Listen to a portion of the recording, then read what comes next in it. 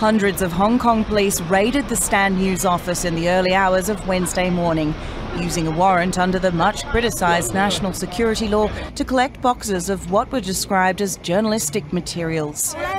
6 people linked to the independent media outlet were arrested under a separate law on sedition from the British colonial era. By Wednesday afternoon, Stand News announced it was closing after 7 years. Among those arrested was well-known singer and activist Denise Ho and former politician Margaret Ng, both former Stand News board members. Police turned up at the home of Stand News deputy assignment editor Ronson Chan, officers telling him to stop recording as they arrived.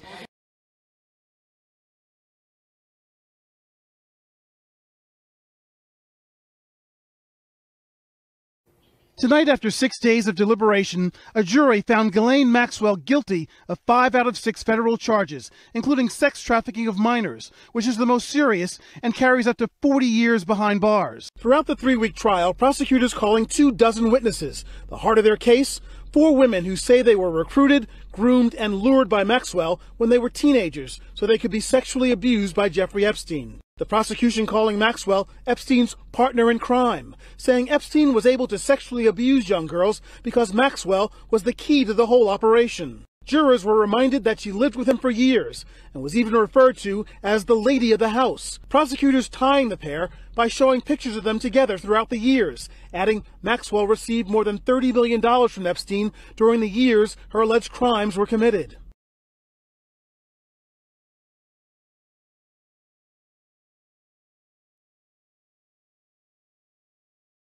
At least 31 miners were killed in Sudan on Tuesday when a rudimentary gold mine collapsed.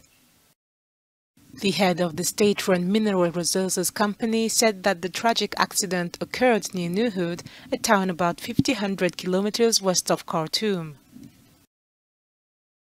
1 person survived, but 8 others are still missing. According to another official at the company, the mine was shut a couple of months ago for security reasons. About 2 million artisanal miners produced around 80% of the country's annual gold production.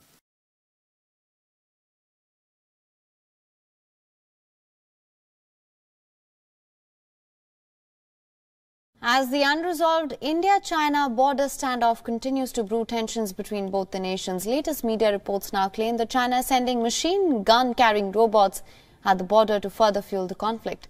According to a report, China is replacing soldiers with robots who can better function in high-altitude climate.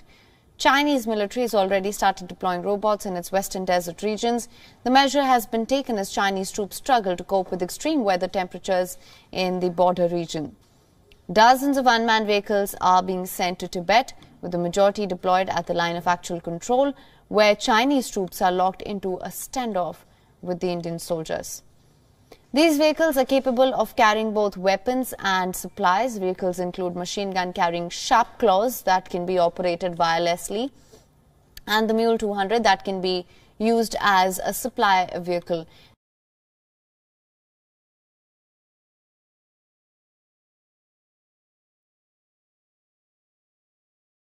Yesterday, Pakistan's Interior Minister Sheikh Rashid Ahmed said that Pakistan has acquired a full squadron of 25 Chinese multi-J-role J-10C fighter jets in response to India's purchase of Rafale aircraft. The minister told reporters in his home city of Rawalpindi that a full squadron of 25 all-weather aircraft comprising J-10C will attend the Pakistan Day ceremony on March 23rd of next year. Apparently, China has come to the rescue of its closest ally by providing J-10C, which is one of its highly reliable fighter jets.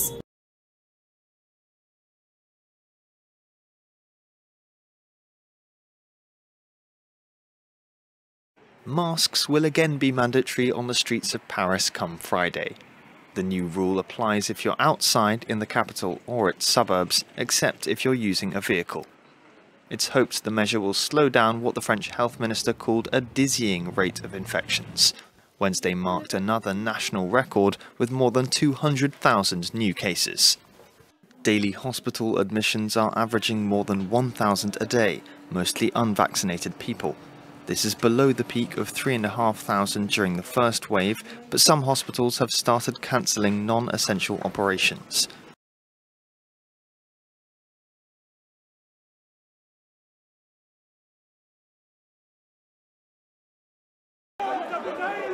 A sitting of Kenya's National Assembly turned into a fist fight Wednesday as legislators debated a controversial bill on the regulation of political parties. Some lawmakers sustained injuries from the chaos. The Speaker suspended the session briefly after the violent scenes, which saw at least 2 rival members of Parliament exchange blows, according to images broadcast on local media. The fighting broke out after hours of heated debate over the bill, which contains amendments to laws governing political parties and the registration of coalition groupings for elections.